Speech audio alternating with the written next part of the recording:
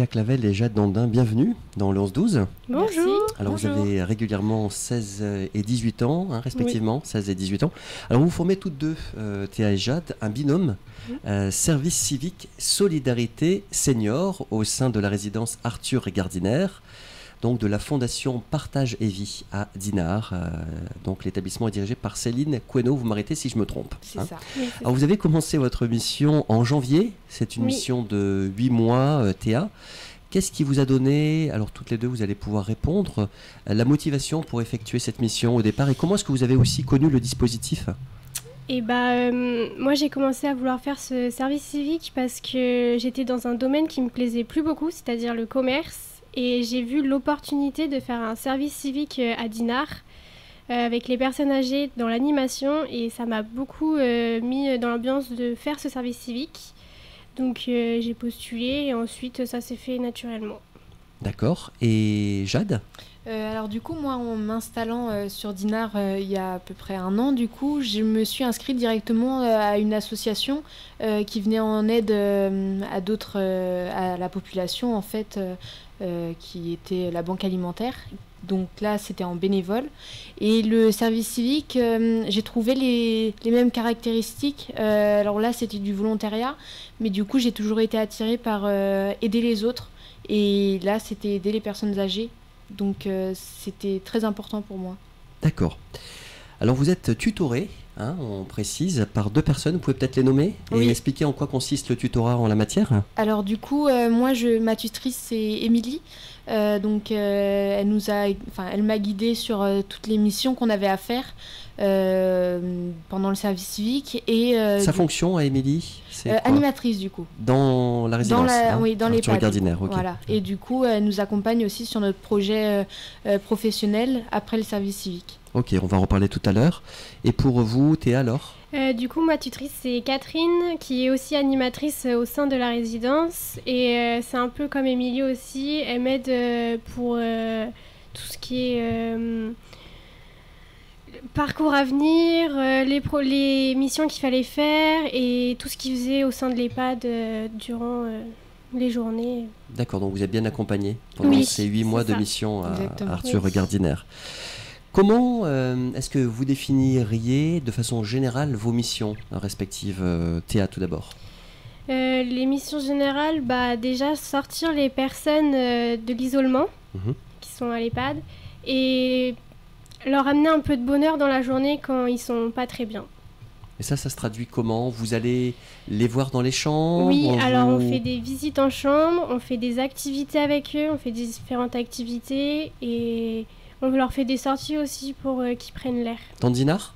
Avec les animatrices dans Avec Dinard les animatrices, ok. et quand on n'est que toutes les deux dans le jardin, parce qu'on a un petit jardin. Ok, il est grand ? Oui. Ça vous permet de déambuler un petit peu ? Oui. Il y a des fleurs ? Oui. Ouais, ok. Jade, pareil, la mission, comment est-ce que vous la définiriez de façon générale ? De façon générale, moi, je dirais que on est là aussi pour s'adapter à la personne. C'est-à-dire qu'il y a des fois où une personne âgée va peut-être beaucoup moins aimer les activités en collectivité. Donc on va s'adapter et puis du coup on va leur proposer différentes choses qui va être plus en individuel. Donc ouais, je dirais que on s'adapte aux résidents.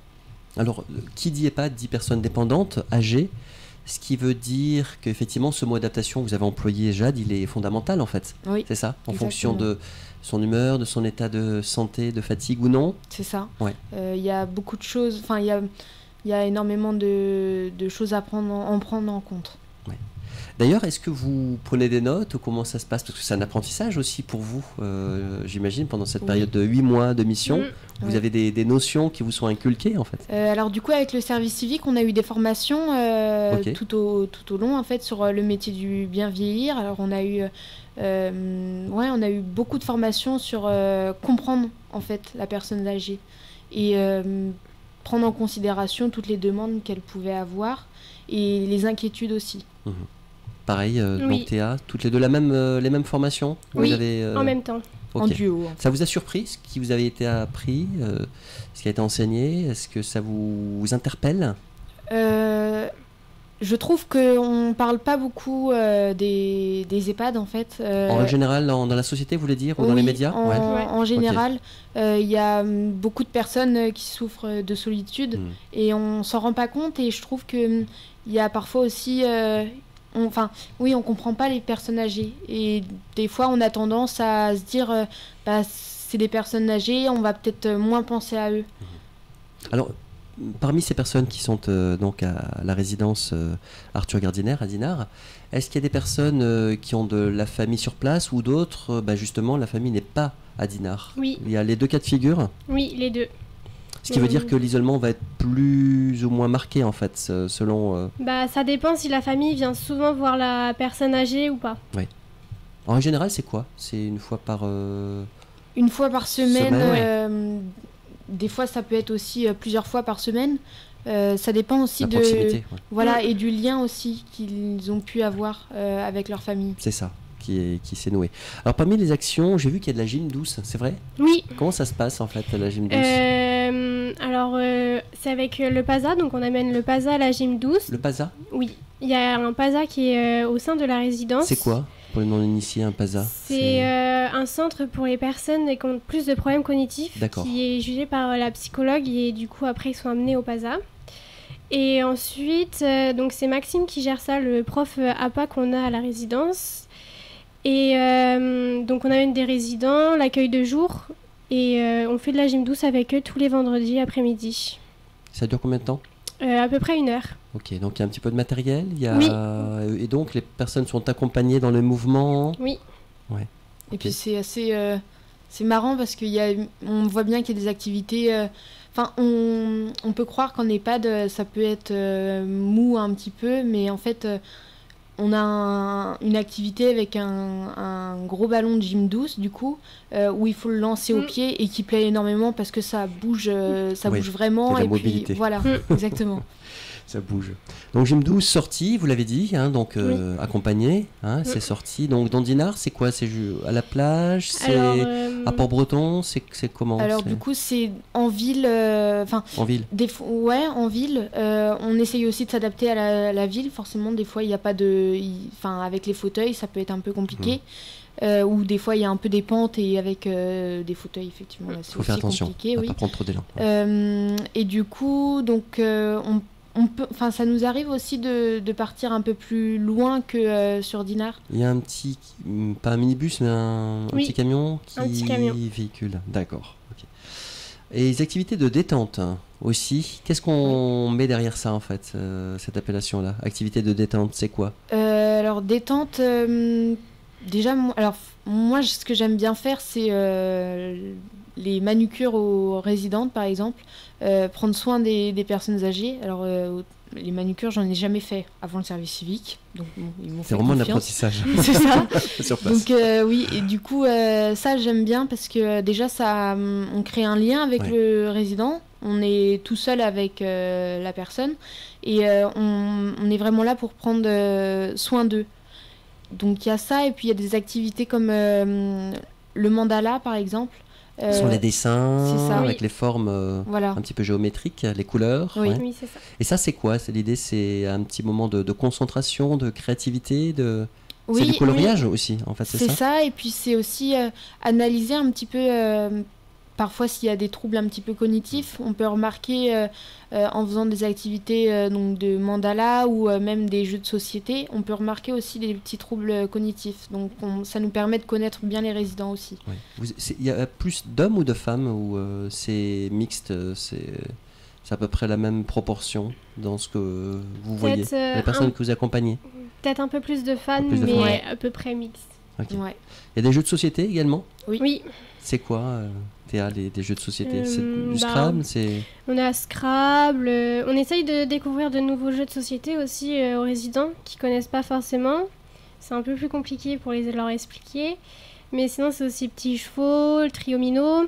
Triomino, ça marche ça marche beaucoup. très bien. Triomino, d'accord. Ouais. Les activités manuelles aussi? Oui. Ça consiste en quoi? Alors du coup, on fait beaucoup de décorations par nous-mêmes du coup. Par exemple, là en ce moment, c'est le Tour de France. Donc, on fait des activités en lien avec ce qui se passe dans la vie, quoi. Donc, on va faire des petites guirlandes, on va essayer d'animer un petit peu la résidence. Ok. Et les visites individualisées dans les chambres, ça correspond aux rencontres que l'on peut avoir avec les résidentes, les résidents. Ouais. C'est tous les jours? C'est quoi? Combien de fois par semaine? On fait souvent aussi le matin, après qu'on ait fait le courrier, parce qu'on a le temps le matin, parce qu'après-midi, du coup, on fait une activité. Et le soir aussi, on en fait aussi pas mal des visites en chambre. Et puis ça permet aussi les visites en chambre. Par exemple, moi j'ai fait un projet au sein de l'EHPAD, c'était de prendre en photo chaque résident dans un cadre décoré de la manière dont ils ont travaillé avant. Par exemple, une personne qui était boulanger, je vais la prendre en photo dans un cadre décoré. Et donc les visites en chambre m'ont permis de justement découvrir un petit peu pour chaque personne ce qu'ils avaient fait. Ok. Théa, pareil? Il y a eu des photos, des mises en cadre ou c'était autre chose encore? Moi, j'ai voulu faire un autre projet qui serait l'EHPAD du futur. Ah oui. Comment est-ce qu'il est cet EHPAD du futur? Comment est-ce que vous il est en construction. D'accord. On ne peut pas en dire plus alors. Non, il est en construction et du coup, c'est pour ça que je peux me permettre d'aller voir les résidents pour leur demander comment ils pensent à l'EHPAD du futur. Ok, comment ils l'envisagent eux-mêmes. Ils envisagent eux-mêmes, les salariés aussi. Et ce qu'on peut voir sur Internet et aussi trouver des jeunes pour pouvoir en parler. Ok. Et puis des sorties à la ferme à Saint-Malo, c'est d'actualité toujours? Oui. Toujours, oui. C'était où en fait?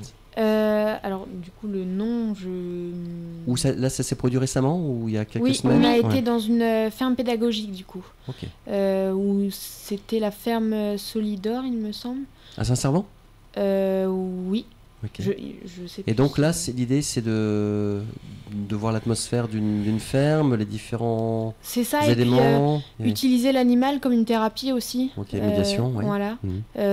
Parce que ça apporte de la douceur et il y a des personnes âgées, par exemple, qui parlent plus ou quand ils voient un animal, on commence à les entendre un peu plus ou il y a des choses d'avant qui reviennent. D'accord, des souvenirs, des réminiscences, comme on dit. Ouais. Ouais. C'était quoi comme animal? C'était un cheval, poney, âne en l'occurrence. Surtout une résidente, c'était une poule. Ah oui, d'accord. Elle a vu une poule, donc du coup, ça lui a permis de parler de ça avant, mais elle avait beaucoup de mal quand même à s'exprimer. Ok, en tous les cas, vous ressentiez que ça leur faisait plaisir de se déplacer, de voir une ferme et puis les animaux. Ok. Alors au niveau projet professionnel, Théa et Jade, donc mission qui se termine fin août pour vous, début septembre? Moi début septembre. Début septembre. Et moi fin août. Ok. Est-ce que vous avez déjà réfléchi à votre avenir? Est-ce que ça restera dans le domaine de l'accompagnement ou de l'animation dans les EHPAD ou autre? Alors pour moi, du coup je continue dans le social, dans l'animation. Okay. Et du coup, c'est pour ça, en septembre, je rentre à la rentrée dans un bac pro animation enfants et personnes âgées. Où ça? À Rennes. À Rennes. Ok, donc ça c'est assez fléché. Oui. Pour vous, Jade? Alors du coup, moi au début, c'était pas du tout ça. Avant que je commence le service civique, j'étais en agricole du coup. Maintenant, le service civique m'a permis de me poser des questions sur mon avenir professionnel. Donc je souhaiterais rester dans le social et dans l'EHPAD si possible. Ok. Et est-ce que c'est une expérience que vous recommanderiez à des jeunes, effectivement, cette mission de service civique solidarité senior? Oui, parce que alors comme on en discutait avec Théa, on s'est jamais aussi bien senti que depuis qu'on fait le service civique. Vous épanouissez dans Exactement. cette mission, les personnes âgées nous permettent de réfléchir un peu sur la vie et nous apportent une sagesse, je trouve.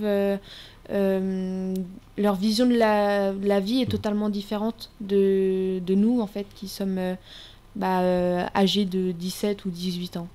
Elles vous le rendent bien? Oui.